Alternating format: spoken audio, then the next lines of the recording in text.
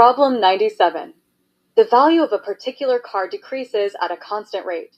If the car is worth $15,000 3 years after its original purchase date and $10,000 5 years after its original purchase date, what was the value of the car on its original purchase date?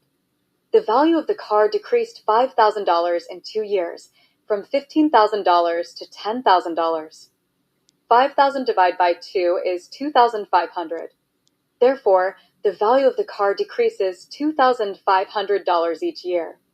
After the first 3 years, the car's value had decreased $7,500.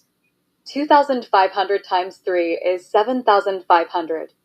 So to find what was the value of the car on its original purchase date, add 7,500 plus 15,000 is equal to 22,500.